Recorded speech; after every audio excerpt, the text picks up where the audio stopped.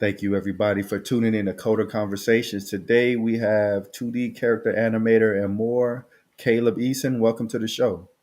Hey, good to be here. Glad to be chatting with you all today. Hey, how you doing, Caleb? Good to see you. Good to see y'all as well. Um, so yeah, excited to be here. I've done maybe like one other podcast before, and I always feel like that first couple minutes is like, what am I doing? But I'm excited for the groove of a good conversation to start out and get in the flow, and then by the end of it, you're done, and you're like, man, I was just getting warmed up. So excited to be here with y'all. Yeah, Yeah, man, we're glad to have awesome. you, man. So just to get it started, you're a 2D character animator at Nickelodeon, and I'm sure you have other roles as well. So can you give us a little bit of background into what you do and how you're able to get on with Nickelodeon? Yeah. I'm also a long-winded talker, which this format I think lends itself well to, but I'll still try and edit myself down. It does. Um, but yeah, so probably I say I'm a long-winded talker. I'll edit myself down, and then the immediate first sentence I think of is probably when I was like 8 or 9, and I'm like, oh, that's too far back.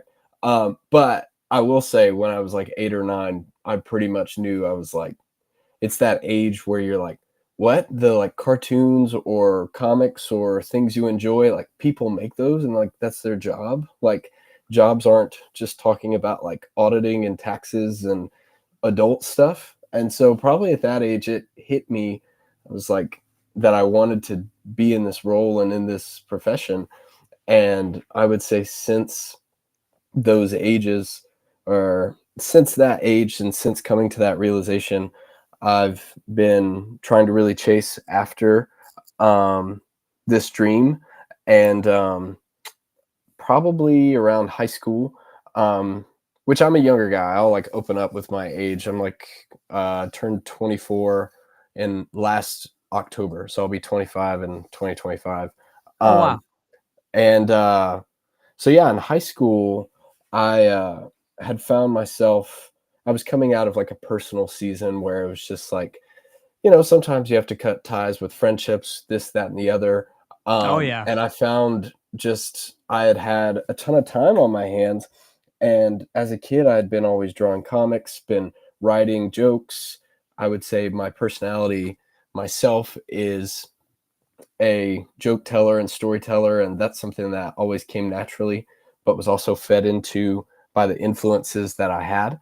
And so, Right. anyways, so yeah, I was always writing, and I had all these little short stories. And then from that personal season, I'd had all this time on my hands, and I remember seeing, if you know the show Regular Show, which I loved growing up, the showrunner slash creator of that show, his name was J.G. Quintel, and I saw his student film from like Cal Arts when he went years ago, and it was this very like, crudely animated, um as in like crudely animated of like just 2D pencil and paper down and dirty. And I saw that, and it was funny and very clever.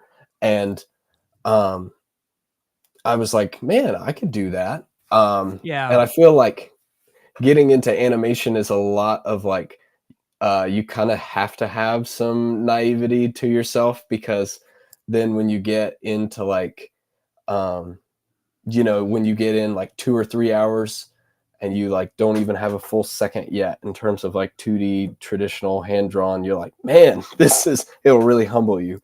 Um, Yeah. and so, anyways, I had seen that short, and I wrote this story that ended up being about 8 pages long, and and I was having a ton of fun with the story. It came really quick, and then, in Hollywood, they say like a page of a script generally lends itself to about a minute of film, and so there's that naivety coming in again of like, oh, I have an 8 page script and an 8 minute film at, like I was animating on 12 frames a second with pencil and paper.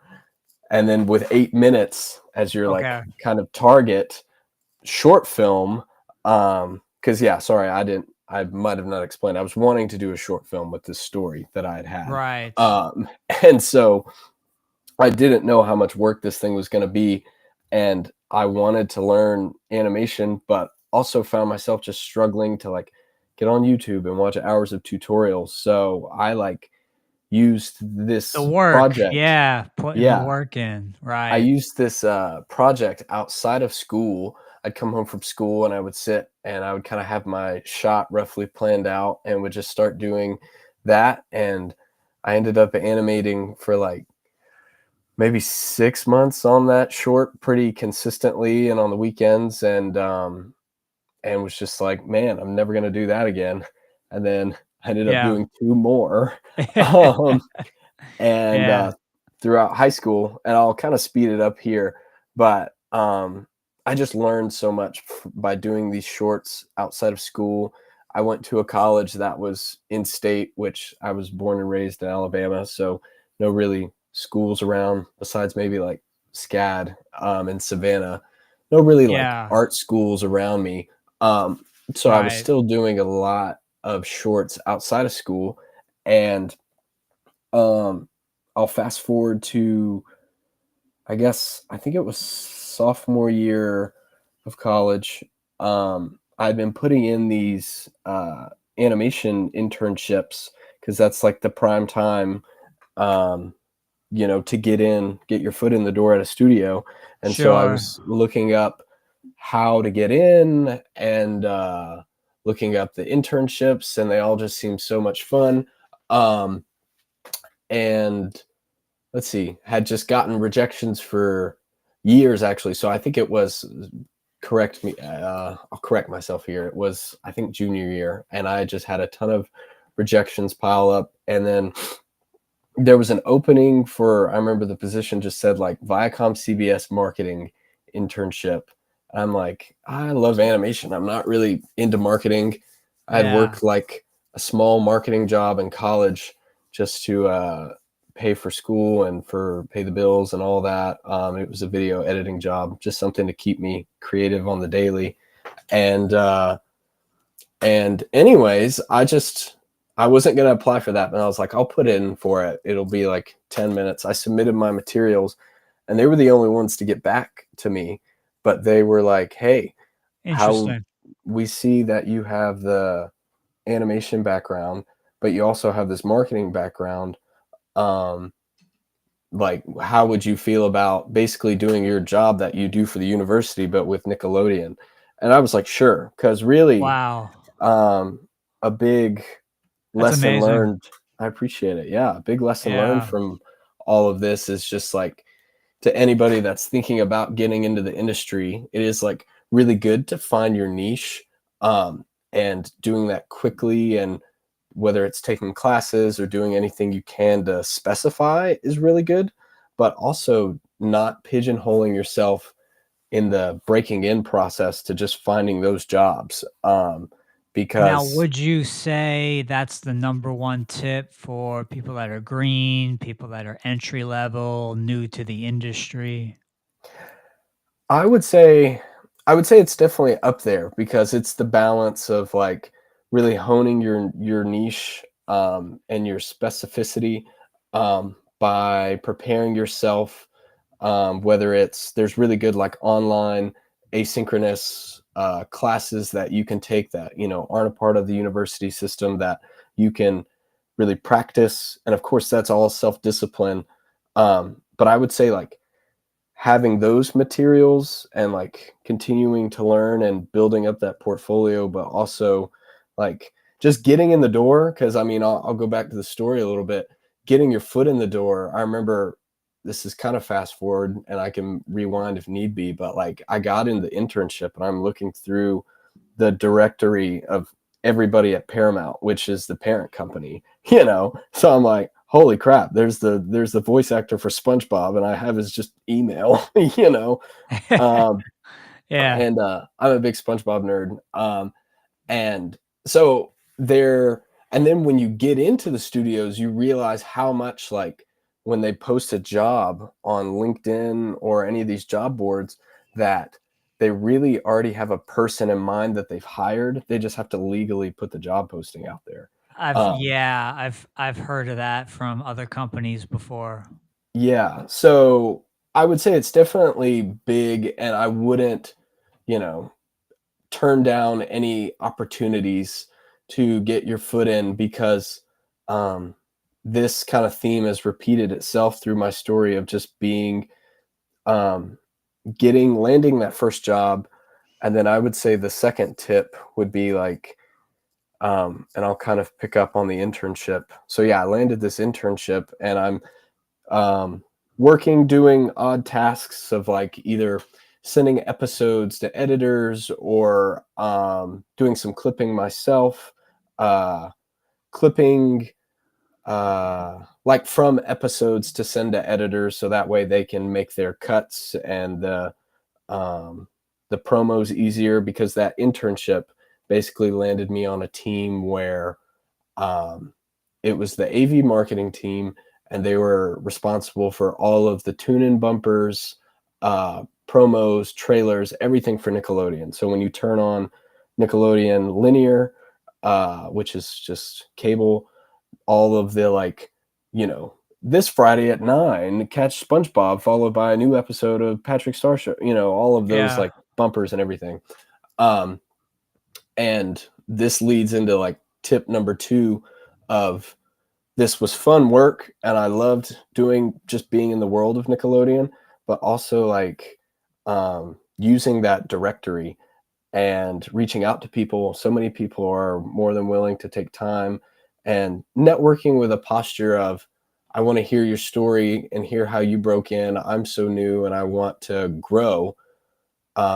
Compared Wow. to some people network and it just comes off very like dog eat dog, like, what can you do for me? Get me a job. Salesy. Yeah. Yeah.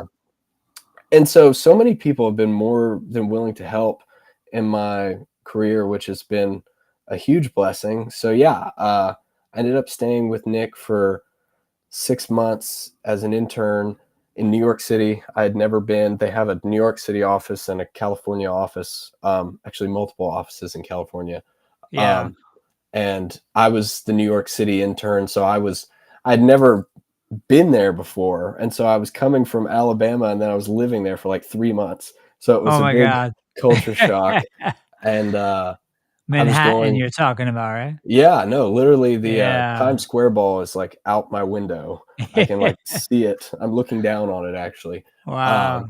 so it was so nuts. I'm trying to think of any highlights. Just during that internship, it was mainly of trying to set up connections. Yeah, going into that second tip of using using the directory, using the people around you, and not like, okay, I have this job, let me just coast through it and I can chill a little bit. But it's like, it's Right, the putting the healthy, blinders on and saying, "Okay, yeah, head down in the work, whatever." yeah, of like, don't like, once you get the job, enjoy the work, enjoy time off, take a load off, but have a healthy amount of, okay, this will end, and uh trying to prep with what you can for what may be next. And so that's where I was reaching out to people, networking, all those things.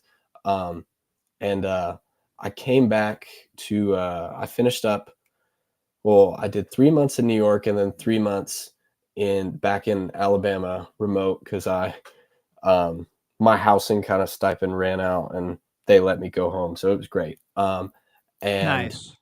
um, so, anyways, I finished school out and was just working that same marketing kind of university job after school, like after graduation, and just to keep the bills being paid. And I had probably 5 or 6 kind of different job offers through email of just old people on my former teams reaching out, but the industry is just such in shambles right now, and it was even kind of worse around the time when I was graduating, which was like December of 2023. Like, that wasn't D-Day in terms of the industry being in shambles, but it was still recovering from all the writer strikes and Oh, AI wow, taking a yeah. rise and everything.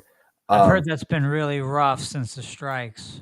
yeah, oh yeah. I mean, most of it's a shame because so many talented people I got to know and work with are like they're like on LinkedIn. Also, man, this podcast has made me realize how much I say like as a filler word. It's humbling me.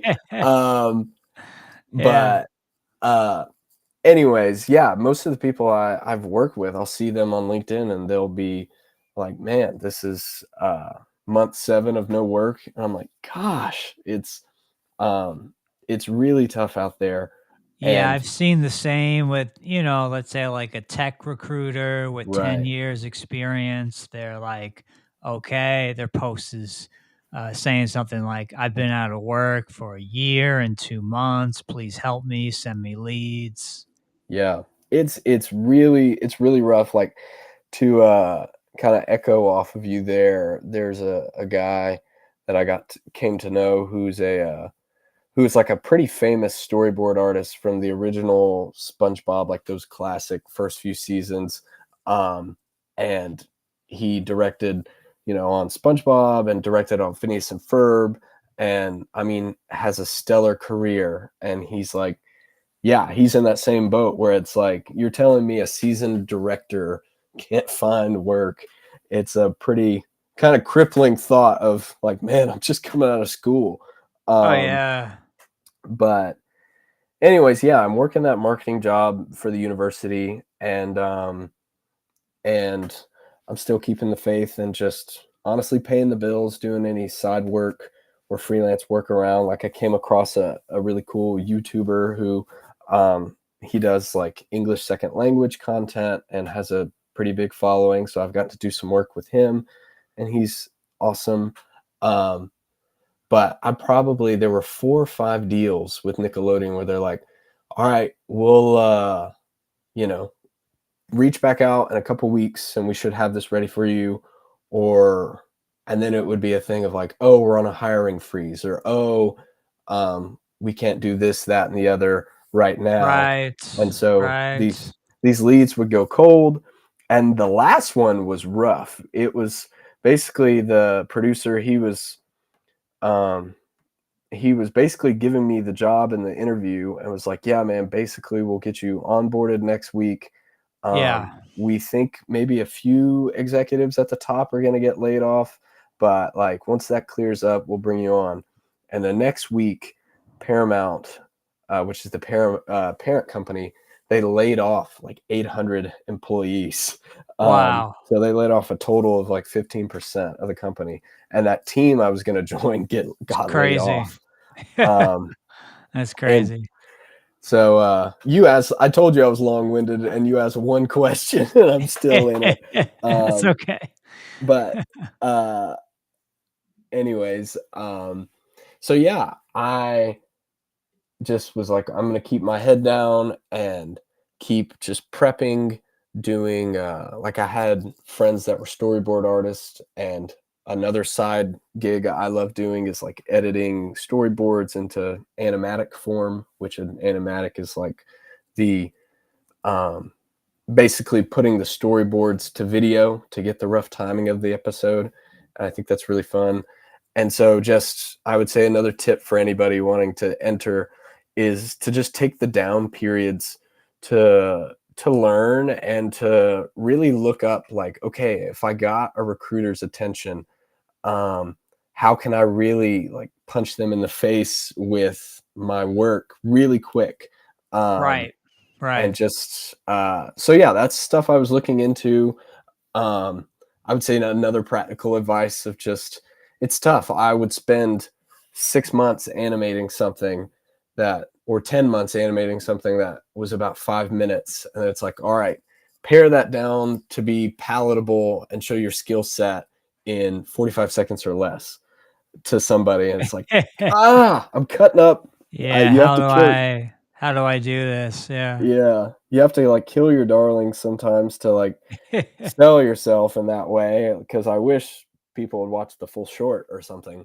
But anyway, so yeah, I was taking those down periods to really like, okay, I want to be super confident if I send a link out, either my website or my resume or something that if I get this shot, I want to feel confident about it. And um, finally, a production assistant role for the AV marketing team that I worked on came up into my inbox from a producer that I'd worked with.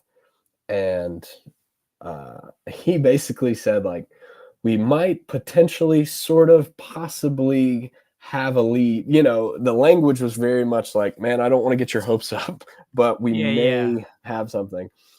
And and so I was like, I'll believe it when I see it. I would say another healthy tip is to Yeah, just, unless you have it in writing, you can get excited for something because we're human. We're going to get excited, but just leveling your sure, expectations, you know. sure. Um, and so I was like, when I have it in writing, I'll believe it. And sure enough, the gig for that came through. So I started working as a production assistant on that same old team where we're making promos and bumpers and everything for Nickelodeon.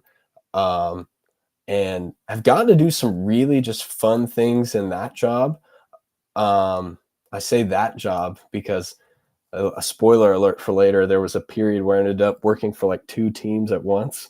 Um, Oh, no. but but for the production assistant job, I mean, it was so much fun. Like we had we were working on uh I don't know if y'all saw it, but it was the Nickelodeon did a broadcast of the NFL wildcard game, and there was tons of SpongeBob and Patrick live commentated it.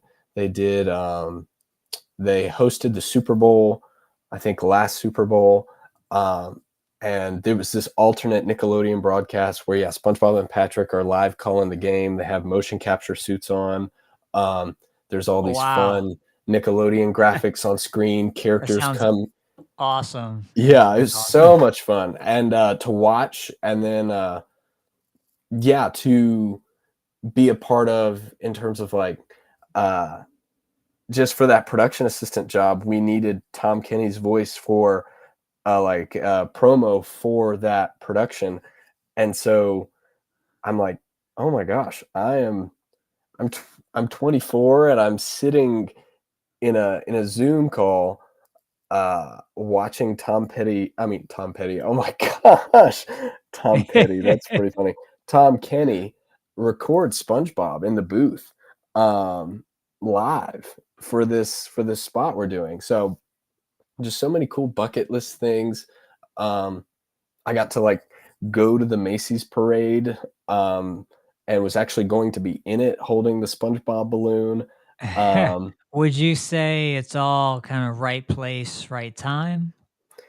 yeah, I mean, there's a healthy, mm, I would say there's a healthy amount of concerted effort towards something and persistence, Yeah. but also at least, and two, this lends itself kind of to my personal faith um in God, where it's like I can do my part, but there's also a level of trusting as it pertains to my faith of like, if I'm supposed to be in this, then like those doors will open in those ways. And it's not an excuse to not, work hard towards something, but it's, you will drive yourself nuts if you're trying to make the most of every opportunity and carry everything on your shoulders.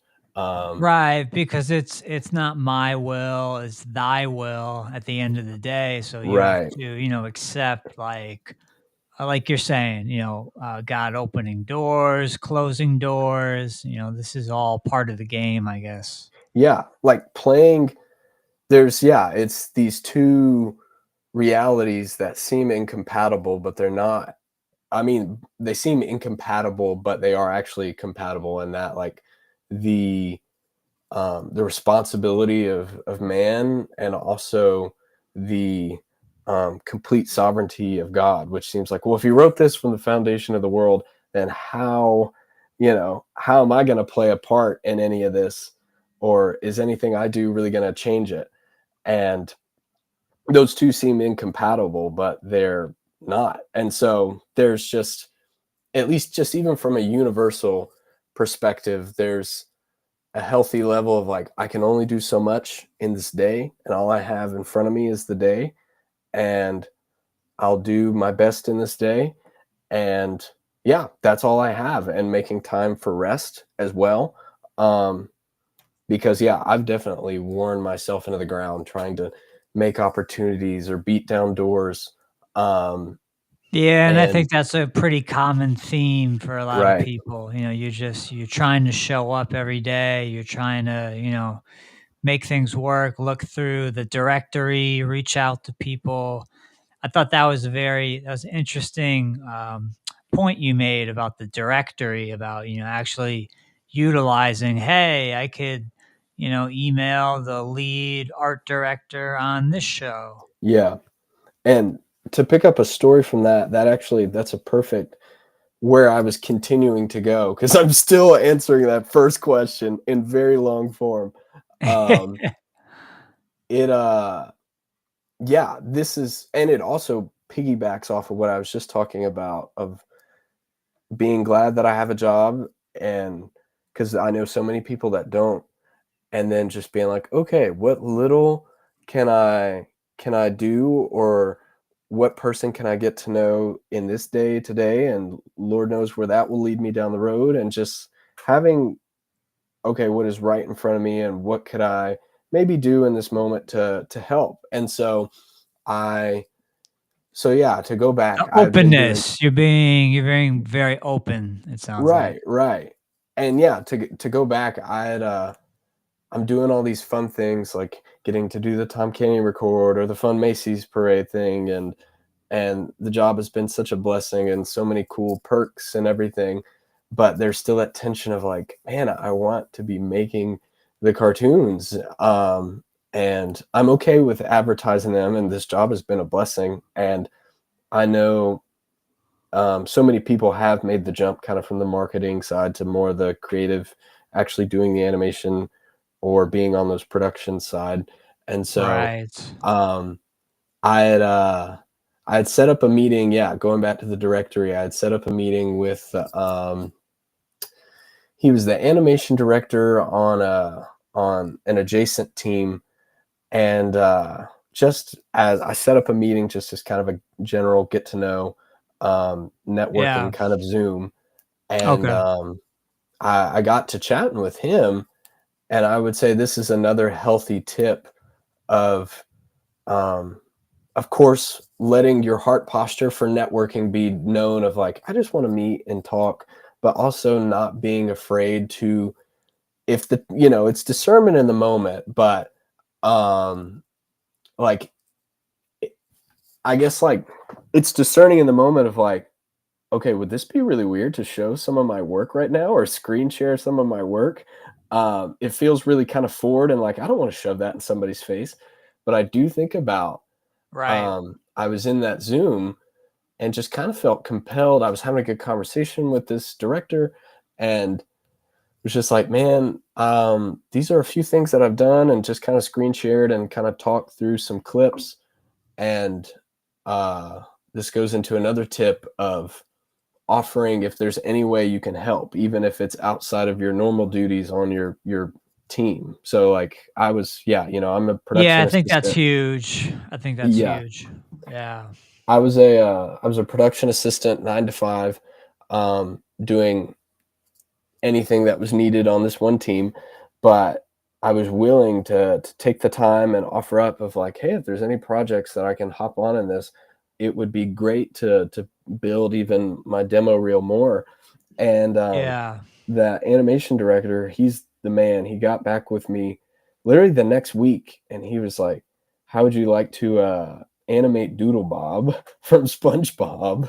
um, he's, if anybody's unaware, he's SpongeBob. In an early episode, there's a magic pencil that falls down into Bikini Bottom, and SpongeBob draws this bad portrait of himself in the pencil to like harass Squidward, and this drawing comes to life, and it's this kind of anti SpongeBob, if you will. Um, and he's a super funny character, and I was kind of low key afraid of him as a kid. Um, and that animation director was like, yeah, do you want to animate Doodle Bob for Nickelodeon is doing is doing that NFL wildcard broadcast game where Nick will be taking over the NFL wildcard game, which is an NFL playoff game, and SpongeBob and Patrick are back live commentating the game, and Doodle Bob has certain appearances that he will come in and just do silly stuff. They had done some Doodle Bob for the Super Bowl where Doodle Bob comes in and he has this magic pencil and he's erasing the screen and just silly little gags like that. I mean, it was a really fun, although I will say as an adult, kind of like overstimulating broadcast because it's keeping the kids engaged, but it's like there's too much happening on screen. Yeah. But anyways, so now I'm faced with like, okay, I have my 9 to 5 work, and then I have Doodle Bob, who is like a pretty coveted character, in my opinion, to animate. And that director was so awesome. He sent me just a big workhorse computer and got me set in with all the programs I would need. And I started, and they also were like, hey, whatever you want to do, we've got like, Doodle Bob has like 20 appearances. So you just come up with whatever you want to do. And so I love slapstick gags and humor in those ways. And so the ideas were just coming so quick. There would be times, this is such a human thing, so it's not weird to say, but like there'd be times where I'd be in the shower and I'm like, I got to get out of here so I can write that down. You just have those shower thoughts. Oh yeah, for sure. And so yeah, I had to, explain the 2D character animator role.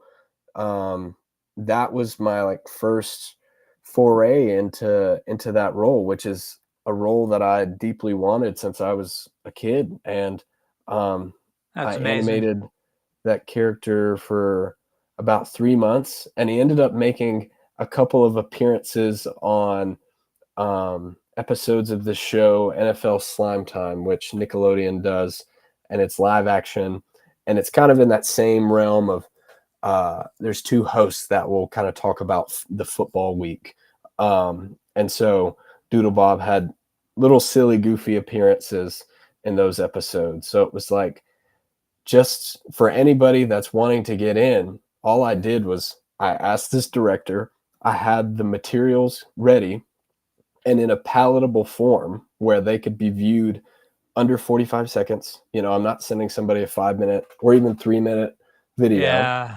And now I have 2 screen credits and a live broadcast. That wild card game happened, and I was sitting on my couch watching SpongeBob and Patrick, the actors, they're in the motion capture, and they're commentating on the stuff I had been animating for months. So it's like insane from just that one ask and that one meeting,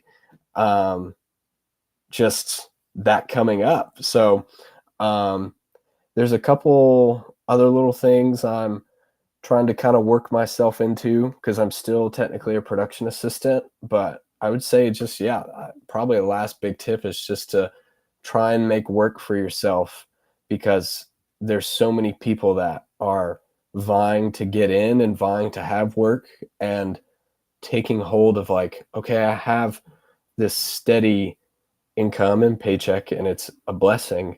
And if there's areas you want to learn and grow, like trying to expand just where your feet are. So that kind of takes us to now. That's my 34-minute answer to the first question. No problem, man. Yeah.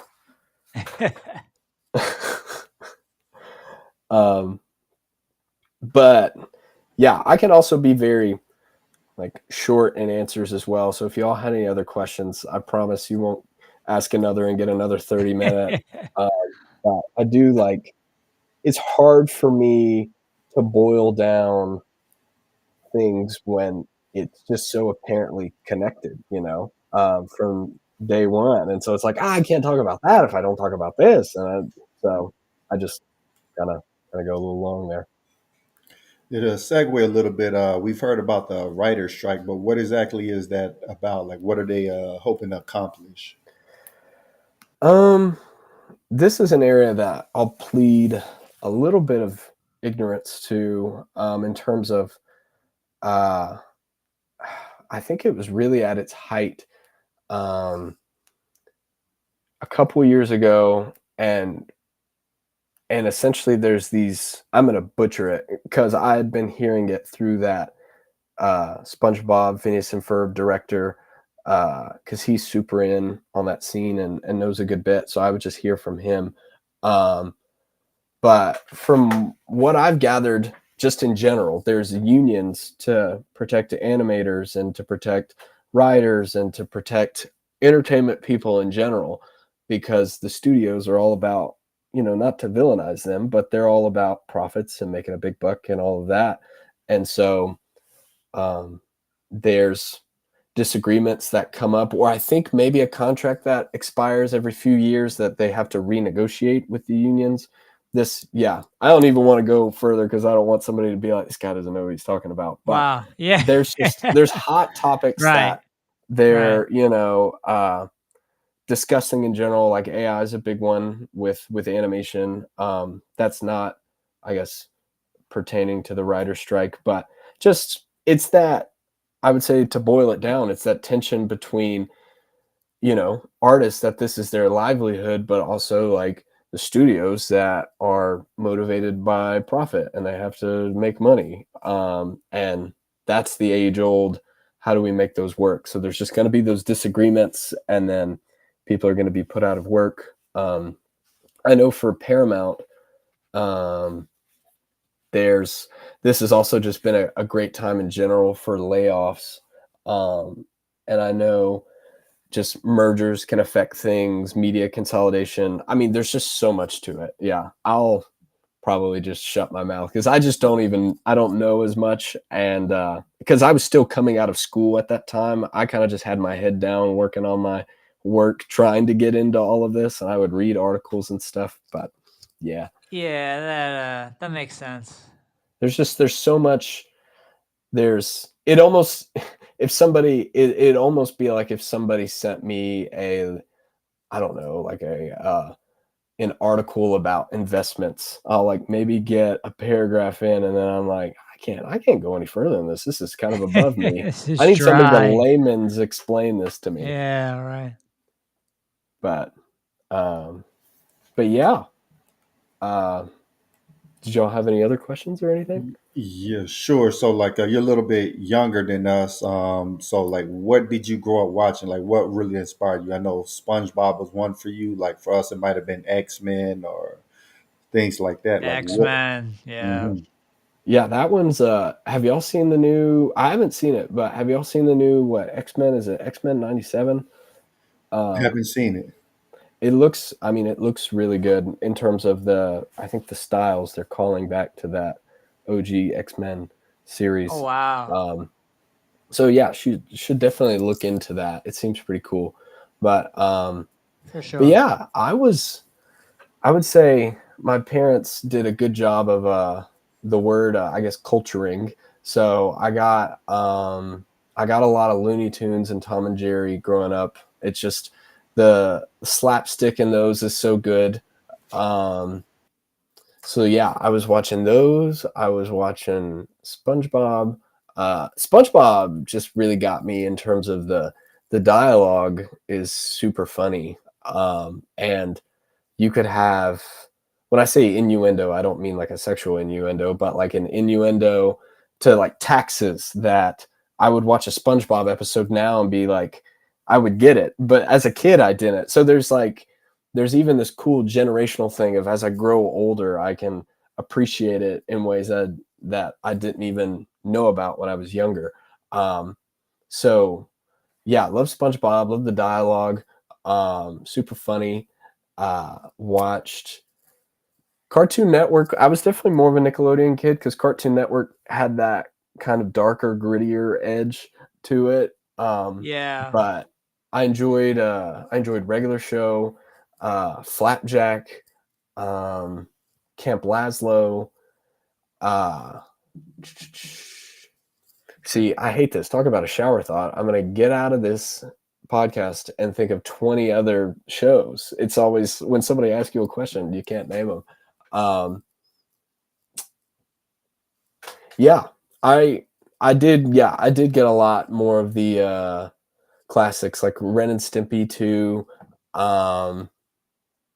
Codename Kids Next Door. These are just things coming to mind. I would really say though the SpongeBob, which is kind of a classic answer, but it really just shaped my humor, which for me, animation became kind of more of a means to an end to tell a story and give life to these silly stories that I would write. So I would say Absolutely. a Yeah. long-term goal would love to direct and show run and be in the room where we're talking about the art, we're talking about the production, we're talking about budgets, we're talking about scripts, kind of have my hand in all of these things because my brain enjoys character animation, but it also enjoys the edit and building this episode, or even like how a single sound effect can change, a sound effect that's happening off screen. Like you're not even seeing what is happening on screen. And yet, like a toilet flush could change the whole tone of the scene. And it's just literally adding a sound effect to the timeline. So that side fascinates me. I love, I would say, just animation in general, because it's just pure escapism, in my opinion. I mean, you can have different genres that are more serious, more grounded.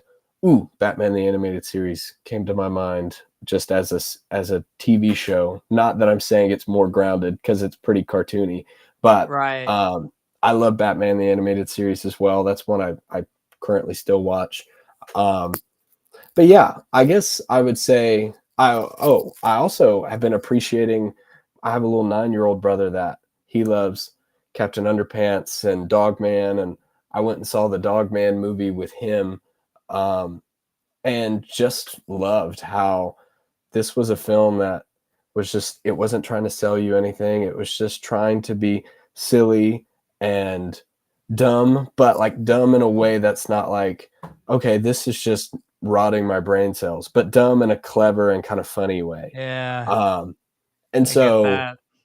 I just love the medium to be able to like the world we're in is already so serious and is so much like you have to grow up and be tough and blah blah blah, this that and the other, and it's just nice to have something, like a SpongeBob where there's just this kind of man child that's laughing and having fun.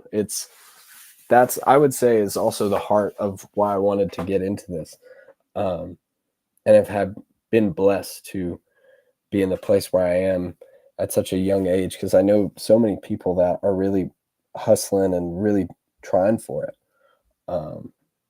But yeah, those are some shows. Wow. Also, me as a person, um, there's so many things. I get so excited during these things that I probably, to any of your listeners, I probably opened a door or like started a train track and then didn't finish it and then never coming back to it.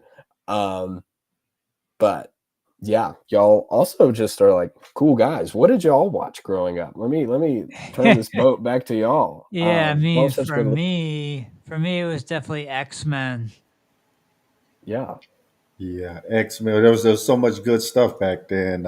X Men, obviously, like the classics, Tom and Jerry, Oh yeah. Animaniac. Spider-Man. There was a Yeah, Yeah. Spider Spider-Man Man. cartoon. They called it Japanimation back then, but it's anime now. Dragon Ball Z. Oh. Yeah, that's another one. Dragon Ball Z was huge. Okay. This might disappoint. I didn't. I'm in the process right now in my or I want to get more into it, but I just never watched anime growing up. Oh Um, wow. were y'all big anime guys?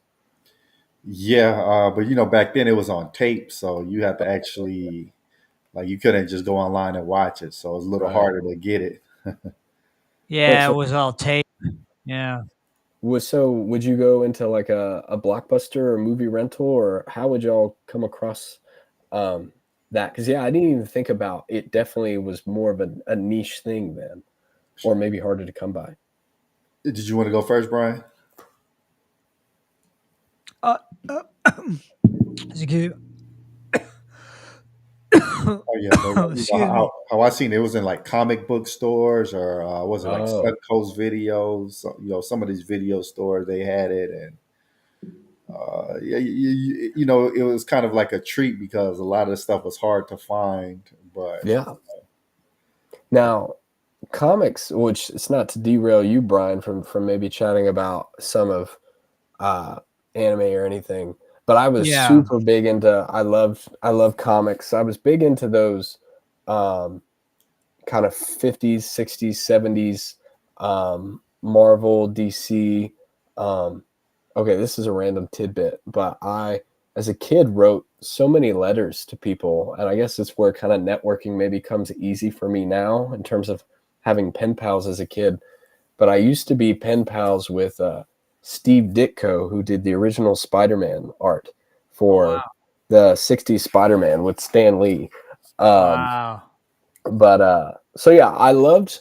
I guess this is also kind of bringing into maybe why I didn't watch a ton of anime, because I was I loved those just kind of classic American art styles in that way, and was buying that or was saving up to get maybe a little more expensive older copy, and then I guess growing up there were kids that I knew that they would draw anime, but just it just wasn't pretty art, at least how they were drawing it. Because I Okay. don't want to dish on the art form by any means. It's just some, kind of old habits die hard of I was just used to seeing kids kind of poorly mimicking anime. And so I was like, I don't like the way that looks. And I guess that Right. led to some of my aversion and, the teens and all that. But this is a question for y'all. What are some good starter anime to watch? Um, did you want to be go first, Brian? Starter anime. I was never huge into anime. okay. I mean, definitely Dragon Ball Z, but would you consider Dragon Ball Z anime or no? Yeah, it is. It is. Okay. Yeah. I mean, Dragon So Ball, I used to watch a lot of Dragon Ball Z. yeah, I Cool. think the really good stuff was in the '90s. Like as Yeah. it progressed into the 2000s, it kind of had this generic pastel-y type of look, and I didn't really like that. But in the '90s or even the '80s, you could look at Akira, uh, Yeah. Fist of the Love North that one. Star, Princess Mononoke, Ninja Scroll was another one. Ooh, cool. Yeah, like those were like, I don't know. It just seems like leagues beyond anything else that I would I seen at that time. Yeah. What are some is there any newer stuff that you've actually really been enjoying?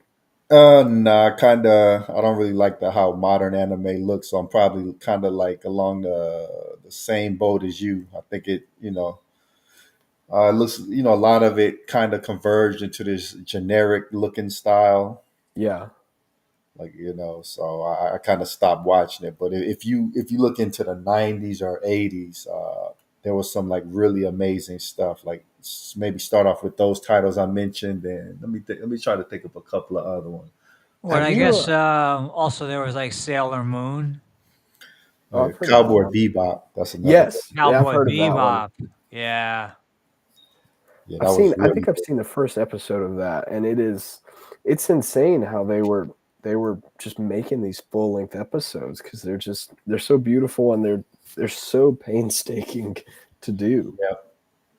Um, and remind me as well, what do you guys do as your profession? Because it's been the last time, it's been a longer time since I've looked into you guys, just because things got busy and all of that. And glad to be here with you now. But I guess I'm curious of what do y'all do as your jobs, and where do you want, even this kind of radio show to go? Like, would be interested to hear in some of y'all's dreams for this. Sure. Okay, I can start it off.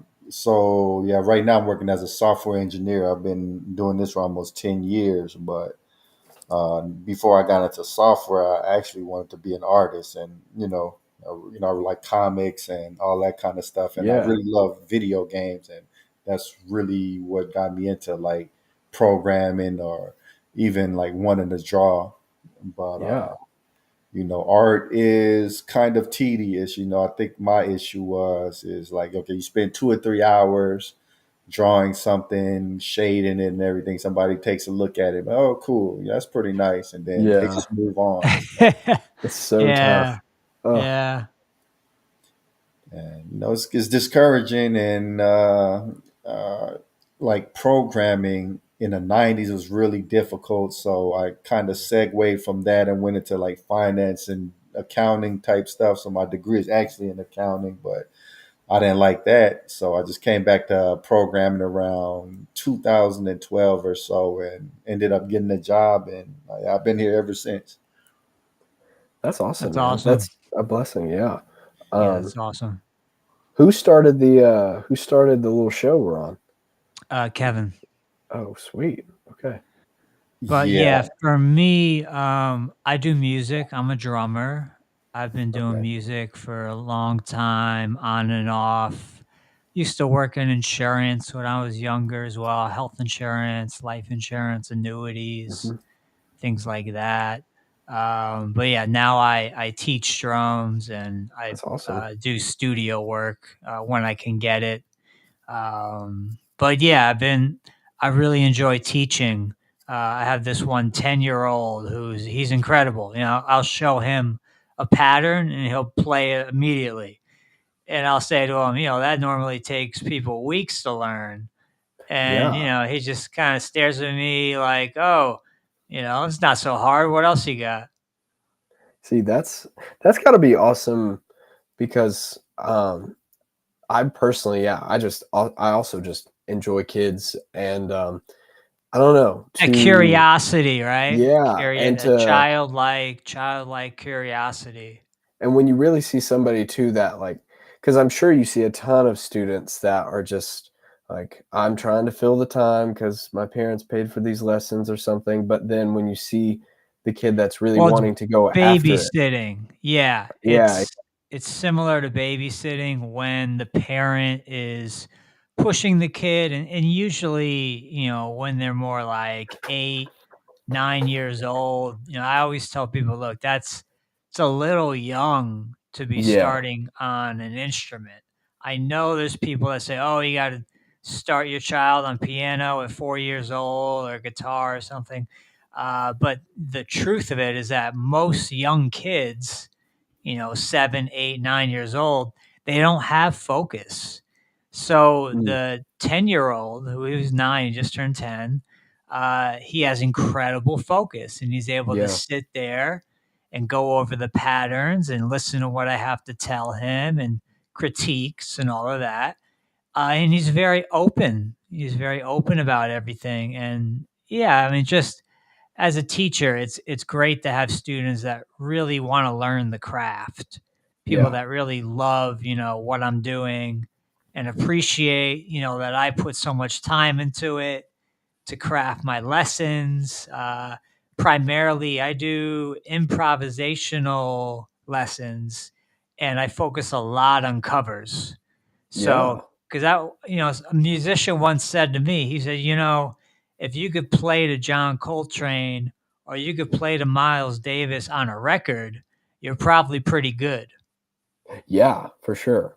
And just I don't know, um it's got to be well for one, this Miles Davis, John Coltrane are just incredible. So great that name them out because it's also this is just a general thought that I have, especially with their music of like that's and I think this also segues of what it's like to be a creative or even with your lessons where it's like you're teaching somebody something, but it's got to be really cool to see them potentially, learn that and then start going because I feel like you have to learn enough to be able to play in the sandbox, but then you get to a level like Miles Davis and Coltrane where it's like they learned so much, I'm sure, in their formative years, and then they could just break every rule they wanted to break or make their own sound for themselves. So I think it's cool because my buddy's a music teacher, so I think it's so cool where there's these people that are, I'm sure you have your own musical pursuits and everything, but there's people empowering other people because you just never know of like, you may be teaching that one kid that just really loves to get after it, and just to see, them eventually like probably get to where they don't have to take lessons anymore, and then they can just kind of fly. And I Yeah, think, I told the parents of this yeah, kid, he just turned 10. I told the parents, look, he has a natural ability. He's like an old soul. He has this natural ability in him. And I said, if he keeps going at this rate and keeps practicing, he has a half an hour a day, which that's not bad. A lot yeah, of people will just practice for an hour once every Saturday or Sunday. But, yeah, getting that regular repetition in is so, so important. And, I just think I told the parents, he could be at age 18, he was probably going to be ready to tour the world. He'll be so good because he's already 10 and he's pretty good. I can show him stuff. He'll play it. We do different cover songs. He'll play it. Michael Jackson, Billie Jean, yeah, Michael Jackson, You Rock My World, Obladi, Beatles. These are just a couple examples, but he's really able to kind of sink his teeth into this stuff and reproduce it when I ask him to play it. And so, just yeah, as a teacher, it's great. And a kid that I had years and years ago, I started teaching him probably when I was 18 or 19. I'm 38 now. This kid, he was learning drums. He was very quiet. His name was Miles. He was very quiet, very respectful, and he learned everything I taught him. He learned. He took it to heart. And yeah, now I don't know if he still plays, but I saw from LinkedIn, and we're not connected, but I saw from LinkedIn that he's working in the music industry in New York. yeah. That's So amazing. I feel like I put that music bug into him so much to the point where he wanted to do that for the rest of his life. So it's for me pretty rewarding to see Yeah, that in the yeah. student. Yeah. Because I mean, I think and this is kind of to sum up my journey and as well tie into what you were talking about. I think it's an extreme blessing, um, on my life to have had, um, something that you I don't know, that because I'm sure it's the same with practicing music as it is humbling to like, okay, I drew this frame of animation and now I have to go to the next frame and it's blank, and the humbling act of doing that again and again and again, and Yeah. how much it is a wrestle. Because some people will say like, you're just so passionate and you enjoy what you do, and just every minute they almost describe it as, it sounds like this is, I hate to say the word, but like some sort of ecstasy or something of just every moment is amazing. It's like, no, it's any job, That's and not it's the like, case. Yeah, it's not no, the case. but it's, to sum it up, it's just a blessing to find something that your brain enjoys, that wrestle, and enjoys that, like, I'm hitting a snag on this part of the song, or I'm hitting a weird bump in the road on this animation, and I've got to push through, and your brain doesn't even think about giving up totally. It's this thing of like, I don't know, it's like an athlete.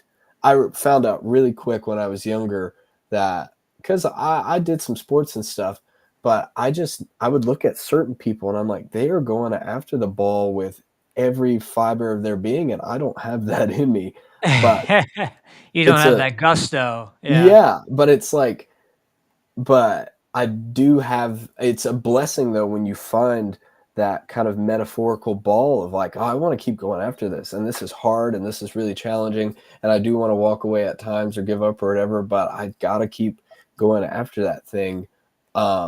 And I think that's a Oh, big what you blessing. said just now, it makes me think of us and the podcast. It's Yeah, And we've had our ups and downs. We've had our situations where we wish the conversation could have went better, or who knows. I mean, when you look back on stuff, a lot of times you say, hey, that was actually, I was unsure about that in the moment, but it was actually a pretty good show. Yeah. So I think there's a lot for me and Kevin. I think that that's a, a talking point. Yeah.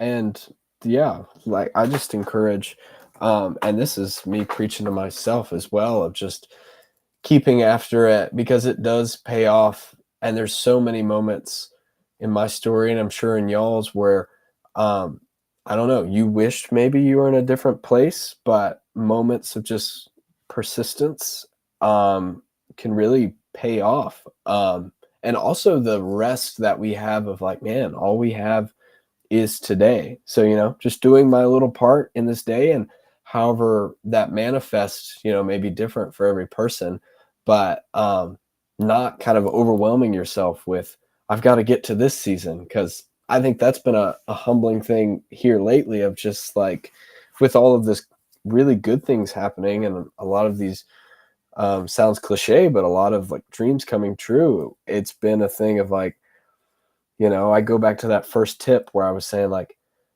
don't get in a job and then just ride it out and not network or talk to anybody. But there's Yeah, also a good level of like sniffing the roses, and enjoying the season where you're at. absolutely. Yeah, Um, absolutely. and so take the good and the bad, and keep persisting. And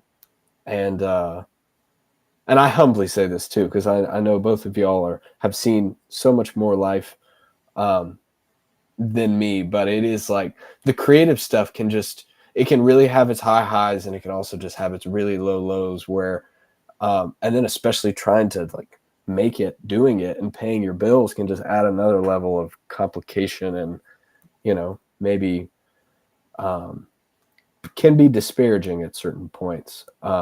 So this is me encouraging y'all, and I and myself, and seeing how many videos y'all put up and how much you get after it, and even hearing some of your personalities as we chat. I'm like definitely rooting the best for you, and um, Thank you. have enjoy seeing the persistence of like, we're gonna keep putting episodes out. Maybe if that conversation wasn't the best, we'll keep moving forward and talking with people. Yeah, Yes. we had one close call with this woman where she made a post and it was inappropriate, and then she actually canceled on us, so it ended up working out. But you never know when you're gonna have the type of person that's gonna kind of fly off the handle. Yeah, yeah, and just discerning in the moment how to how to navigate that. And then also, it's one of those where it's trust in the Lord too, that like, okay, that kind of blew up before, it blew up. It could have been worse. So Yeah, I think um it's like God closing doors. yeah. I think the big thing with the podcast is, God is saying, hey, look beyond the money, look beyond the fame and riches, and, help people out. Like, allow, we're pretty much using this to expose a lot of information that people would never be privy to. Like, how do I get a job in this industry? Or, how can I learn more about this thing I really wanted to do? And, we're speaking to industry leading professionals, and they're sharing their knowledge pretty freely. So I'm thinking, in that regards, the podcast is very successful. It's like, not in terms of like we're making millions of dollars and all of this, but, it's not really about that at the end of the day. Yeah, and y'all are using your abilities to host and ask good questions and empower people's stories, and so that's so honoring to the Lord, even if maybe the views aren't where you want them to be. Yeah. Um, No, that's awesome. Thank you. So, yeah, I kind of learned, like, I preach the gospel here and there. And when you preach the hardcore version of it, a lot of people don't really care to hear that. So I've kind of learned, like, ignore the numbers. Our job isn't just to be popular. It's to kind of get the truth out there, no matter if it's popular or not. And I think, we've been able to, you know, expose a lot of good information, even if the numbers aren't here yet. But it's kind of like planting a tree. Like you may not see the fruits immediately, but God will give the increase in due time. So we just got to keep working until then. Well, and also any successful podcaster I've ever talked to, they say it's all about consistency. Yeah. Just remain consistent, you will see results. Yeah, and I mean that's what I was going back to my encouragement and praises for y'all is that y'all are hitting it and putting those getting guests Twice a and week, putting yep. yeah, that's Twice awesome. a week, and then I do all the booking, and Kev does the audio editing and thumbnails for the YouTube. So we both have our strengths. Yeah, for sure. Um well, it was great chatting with you all.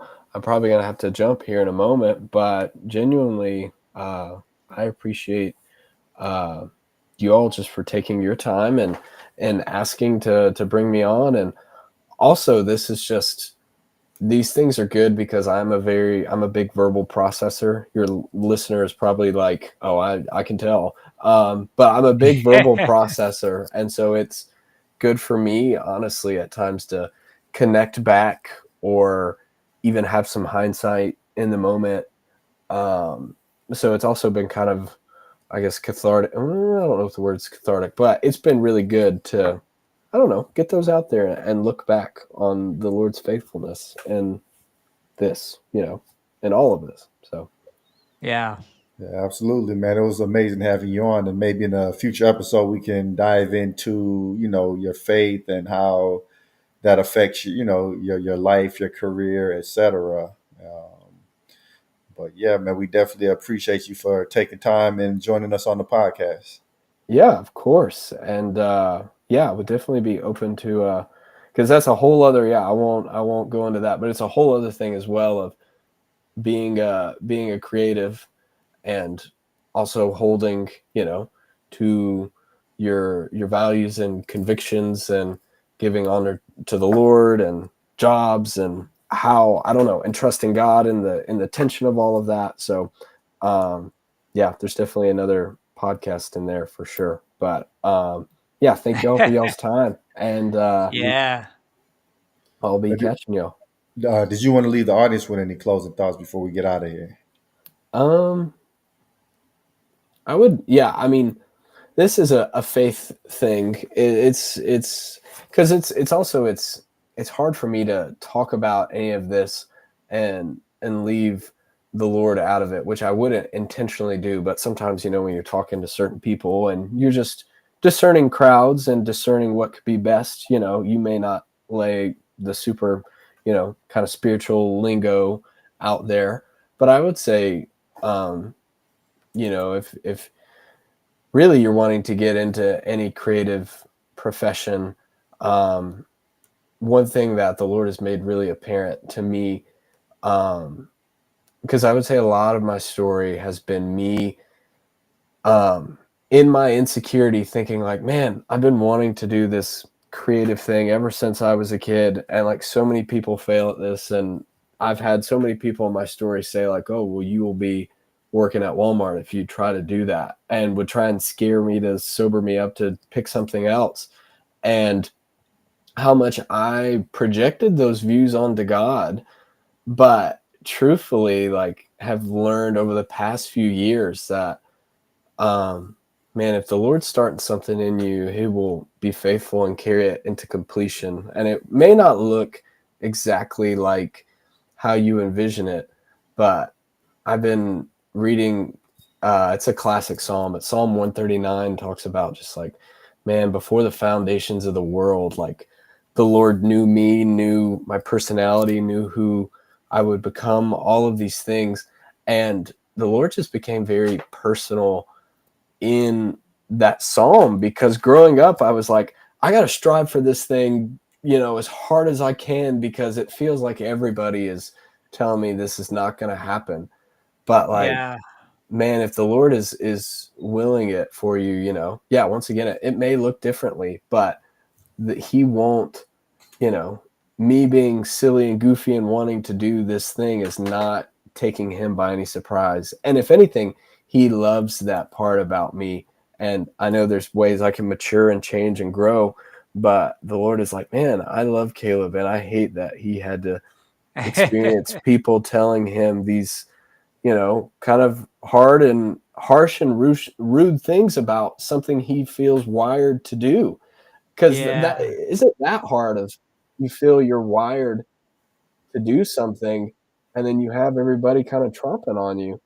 And um man, the Lord is just good, and he knows your heart. And um there's just that balance also of just like, what can I be responsible for here in the moment? What can I do to maybe help this? But also trusting that, yeah, if he will carry it, into completion, if it's his will, and we can rest in that. And Yeah. yeah, I went kind of longer there, but that's been something that has been illuminated, if anything, of like, man, Caleb, this side of you, and this, I don't know, this isn't a burden. I like, this is what, like, I love this part about you. This, I created you. He knows me. Um, I don't Yeah. know. I think it's beautiful. Yeah, absolutely. That's a great closing thought. And yeah, I'd like to just, build on it and then we can close it. But yeah, if Jesus has it for you, then it's going to be for you. And there's Right. countless stories in the Bible of somebody standing alone against the rest of the world. For example, Meshach, Shadrach, and Abednego, Yeah. they stood alone when everybody else bowed down, and God saw them through. You have to be willing to stand alone sometimes, and if the odds look against you, you keep on having the faith, like Job, and then you get the blessing. So the Bible tells us, seek ye first the kingdom of God, and all of these things shall be added unto you. So you do what God has you to do, and you stay consistent with that, and then the blessings will come. And that's how I'd like to close it out. Did you want to say anything, Brian, or did you have any more? No, I think those were really good closing words. Yeah. Absolutely. So yeah, we'd like to thank everybody for tuning in. We'll catch you guys next time. Peace. All right. All right. Thanks, Thank guys. y'all.